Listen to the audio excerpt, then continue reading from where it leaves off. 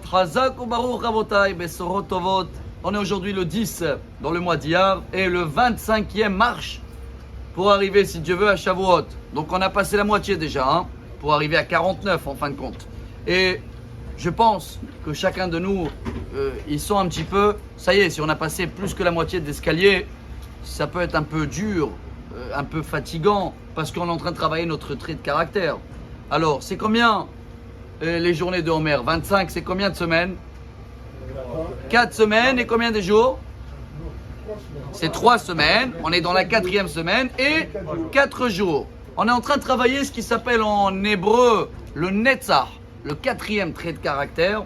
C'est tout ce qui est, j'ai toujours pas le mot en français, ils me l'ont dit mais je le retiens pas, tout ce qui est quotidien, combat chaque jour, routine, etc. Et on a compris qu'il faut le faire avec joie, avec émotion, avec de la rigueur. Aujourd'hui, on va apprendre quelque chose de royal. Vous savez qui c'est qui a inventé les lumières? La menorah. Comment il s'appelait? Il a un nom suédois, mais c'est américain. Edison, Thomas Edison. En Amérique, il y a 150 ans, sachez que selon Wikipédia, il a fait plus que 1000 tests pour arriver à la fin à trouver comment la lumière avec la chaleur et les fils, elle s'allume. N'importe qui d'autre, il aurait abandonné. Quoi? Ça veut dire que plus que 999 fois, il a échoué. Mais quand on l'a demandé, il a dit pas du tout. J'ai pas échoué 1000 fois. J'ai passé 1000 étapes dans le chemin de la réussite.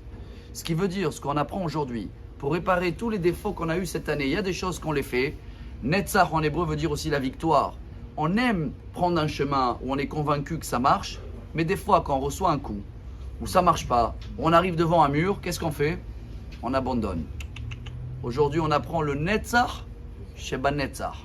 Ça veut dire quoi? La victoire dans ce chemin-là de quotidien et de routine, on doit savoir toujours prendre des exemples, comme on le sait très très bien, des exemples qu'on connaît et on est en train de la vivre. Et on va terminer avec Rabbi Akiva. Rabbi Akiva, qu'en ce moment, tous les règles du Homer, qui sont règles de deuil, il n'y a pas des mariages, il n'y a pas de musique, etc. Parce que les 24 000 élèves de Rabbi Akiva, ils sont décédés, mais tout le monde connaît son histoire. Jusqu'à 40 ans, le Talmud raconte, Rabbi Akiva, il a dit, si je vois un religieux, je le mords comme un âne. Il ne connaissait pas la Torah. Il croyait que les religieux, c'est des gens qui ont oublié d'enlever le déguisement de Purim. Et qu'est-ce qui l'a convaincu d'étudier, chers amis, et de commencer à vouloir, peut-être la Torah peut rentrer dans moi. L'histoire qu'il a vue, bien sûr, sa femme Rachel, c'est toute une histoire, mais en 3 minutes. Mais c'était quand il était berger, il a vu qu'il y a de l'eau qui coulait sur de la pierre, tous les jours. Et à un moment, l'eau, elle a fait un trou dans la pierre.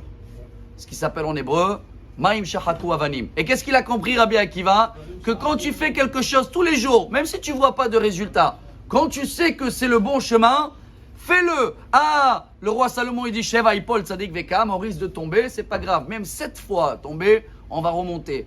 Quand on sait à le faire, on sait le vivre, alors on va réparer tous les fois où on a abandonné dans l'année. Et à partir d'aujourd'hui, on s'engage de prendre le bon chemin, le chemin de victoire, même s'il est mêlé avec beaucoup des hauts et des bas. Mais à la fin, si on prend la patience, voilà, la savlanout pour le faire, et bien à la fin, on arrive à la bonne destination. Amen. Bonne journée. Amar Rabbi Elazar.